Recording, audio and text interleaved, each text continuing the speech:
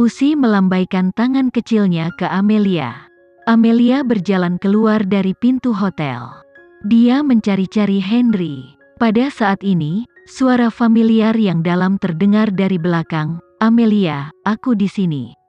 Amelia menoleh ke belakang dengan cepat. Tubuh Henry yang tinggi gampang terlihat. Dia menatapnya dengan lembut dan tersenyum lembut. Amelia berlari dan melompat ke pelukannya. Henry menatapnya dengan gembira sambil memeluk pinggangnya yang ramping. "Apa yang kamu bawa, Em?" "Usi memberikanku pakaian." Amelia mengelak dengan wajah tersipu. "Pakaian apa? Coba aku lihat." Amelia tidak ingin menunjukkannya. Dia ingin menyembunyikan tas di belakangnya.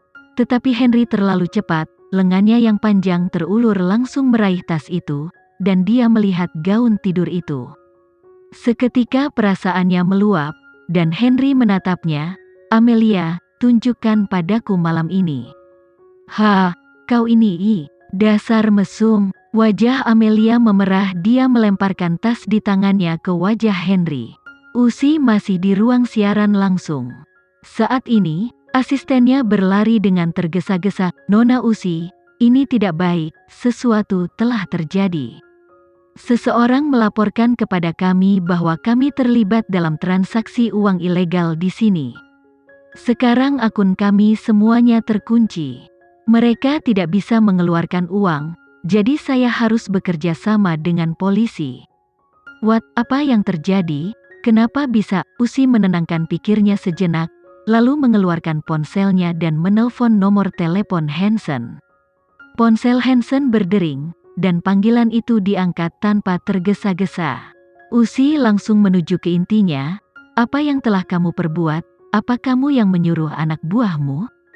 Suara lembut Hansen yang rendah terdengar acuh tak acuh. "Aku baru saja kembali ke apartemen sekarang.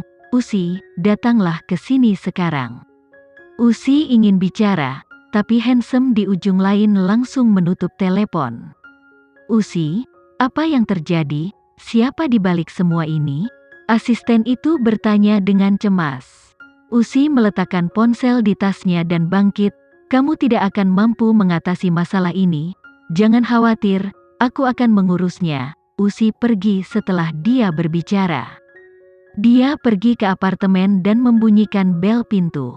Segera, pintu apartemen terbuka. Hansen muncul di depan matanya. Sesampainya di rumah, dia melepas mantelnya di luar. Sekarang dia mengenakan kemeja garis tipis biru tua muda. Di bawah celana hitam, wajahnya tampan, temperamennya lembut, bentuk tubuh yang sispek. "Masuklah. Aku kebetulan sedang memasak. Cuci tanganmu, ayo makan bersama." Hansen kembali ke dapur. Usi melepas sepatunya di lorong, lalu mengikuti ke dapur. Hansen sedang memasak, wajah tampannya menghadap ke wajan. Usi berkata bahwa pria yang bisa memasak adalah yang paling tampan. Dia membuat 2 steak dan spaghetti jamur. Warna dan aromanya sangat menggoda. Namun, Usi tidak mau makan. "Hansen, aku sudah datang ke sini. Bukankah kamu hanya ingin tidur denganku? Selamat, kamu sudah menang. Jangan bicara tentang makanan sekarang. Cepatlah, setengah jam sudah cukup kan? Aku lagi sibuk." Petik 2. Hansen tidak memiliki emosi di wajah tampannya, hanya menatapnya dengan ringan. "Aku tidak mau sekarang. Aku lapar, aku mau makan dulu." Nada seperti dia tidak terlalu membutuhkannya. Usi melangkah maju dan mematikan apinya. Ujung jari putih lembutnya mendarat di pinggangnya, lalu dia mengait dan menariknya dengan keras. Hansen mencondongkan tubuh ke depan. Usi dengan cepat berdiri berjinjit, bibir halusnya yang tertutup lipstik hampir tercium dengan halus.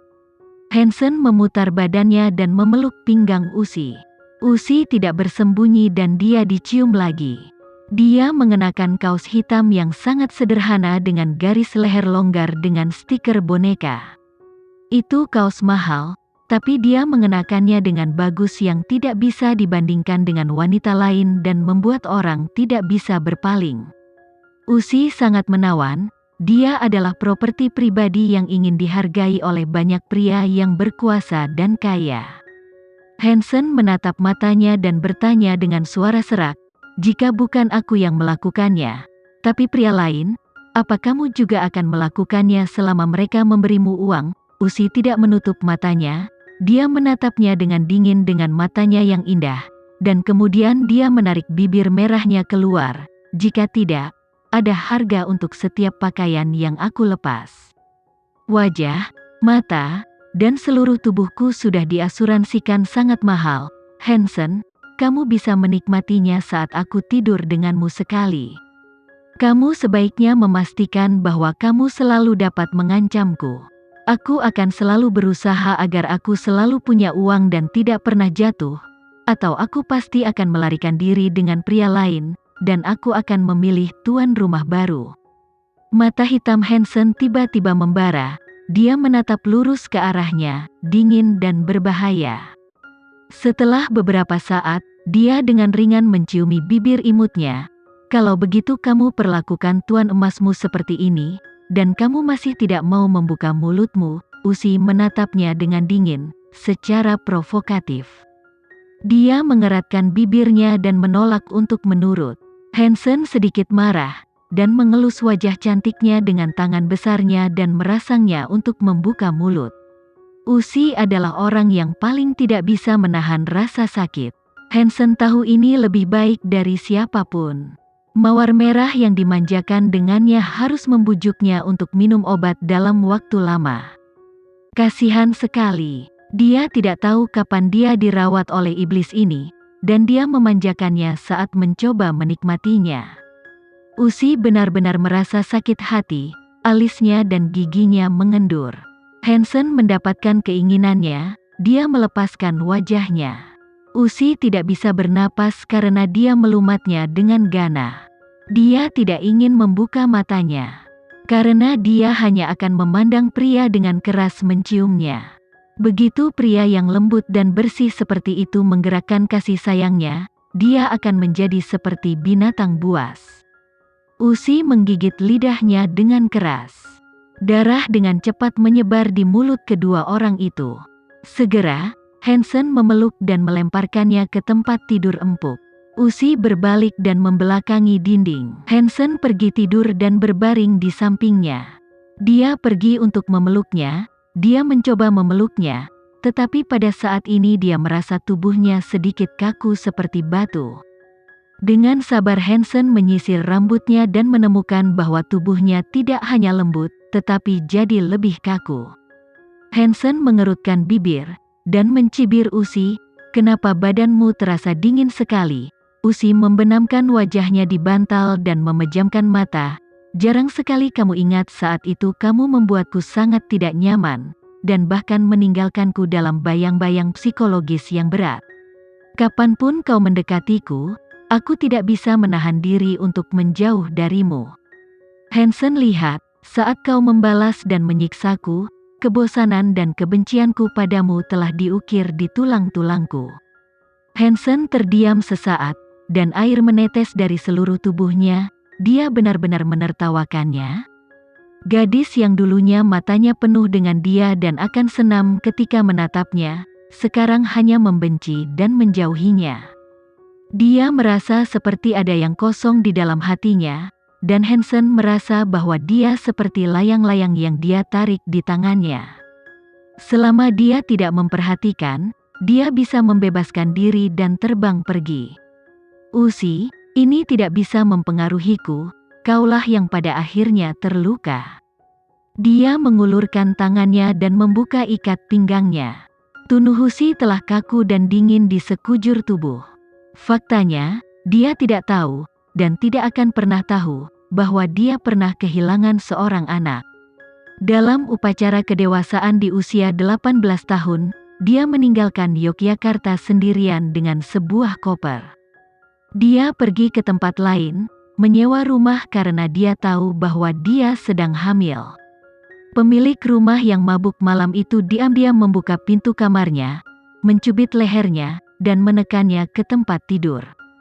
Pada saat itu, darah yang mengucur dari tubuhnya mewarnai seluruh sprei menjadi merah, membuat takut tuan rumah. Dia melepaskannya dan melarikan diri dengan panik. Saat itu, Usi sedang sendirian. Tidak ada yang mengenalnya. Dia sedang berbaring di tempat tidur dan melihat seluruh sprei menjadi basah. Ruangan malam itu sunyi, tidak ada suara sama sekali. Dia panik. Dia berbaring di tempat tidur begitu saja, tubuhnya mati rasa karena rasa sakit, dan suara detak perlahan terdengar. Ternyata darah di sprei menetes sedikit demi sedikit ke lantai. Sekian dulu ya video kali ini, kita lanjutkan lagi videonya di lain waktu. Oh iya, bagaimana menurut kalian? Semoga bisa sedikit menghibur kalian semua. Untuk teman-teman yang baru nonton, jangan lupa subscribe ya, hehehe.